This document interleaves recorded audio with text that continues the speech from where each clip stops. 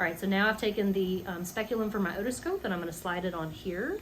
Once we're at temperature, which we are now at our 48 degree Celsius temperature, I've got this ready and the light has come on. So you can see a little bit of light here and it's shooting out warm air.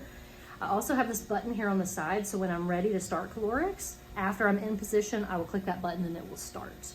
I want to also note that you should run this in a dark room, but for purposes of this video, so that you can see, we have the lights on. But again, you want to run this in the dark, and the patient is vision denied the whole time as well. Again, you don't want the patient to turn the head side to side at all. We want to keep it at this angle and in this position. So now I'm going to slide this in her ear. So again, this is tucked above her ear. I'm going to go in and we're going to slide it right in her ear. Make sure you're aimed right at the eardrum, and when you're ready, you'll click the white button on the side and we're going. All right, so on the computer, we'll see the patient's eyes. You'll see a little fog on this particular recording just because sometimes with the goggles on, you'll just get a little hot air that kind of slides up into the goggles and makes it a little foggy. You also want the tracings to be as clean as possible. Her pupils are quite large, and so you might see a lot of squiggles, which you do see on the screen there. It's very normal. And so I'm just gonna make sure I'm aimed right at the eardrum the whole time. We're here for 1 minute. We're starting to see a little bit of eye movement here.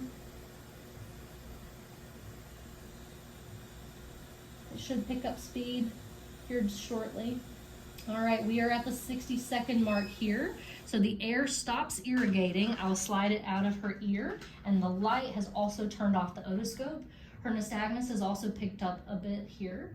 And so what we want to do at this point is task the patient. You don't want to task them when you have the air in their ear, because you won't be able to hear, they won't be able to hear you probably, because they've got a really loud blast of air going in their ear. So you want to wait till you take the air out. And so the task I'm going to give her is to say girls' names. So can you tell me a girl's name that starts with the letter A? Ava. B. Bella. C.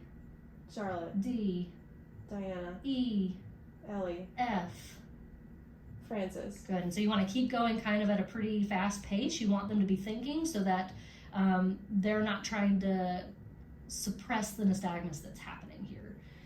For a lot of recordings, you should see the little red fixation light pop on in the goggles. She has not seen that here yet. Sometimes if the nystagmus is not strong enough, it won't choose anything to suppress, and so you can actually manually do this. So this is a good thing to note. If the fixation light does come on the screen, you'll see a little yellow indicator. You'll see a little yellow indicator on the screen, and it'll be a red light in the goggles, and it'll last for 10 seconds. But for her tracing, some of the difficulty was it not locking and deciding the nystagmus pattern very clearly, just because it wasn't locking onto the pupil very clearly. And so it was kind of all over the place. It really didn't record any nystagmus. We can go in and edit here in a second, and I can show you how to add some of that back in. But we should get a fixation light coming on around 90 to 100 seconds. It kind of depends on the degree of nystagmus though.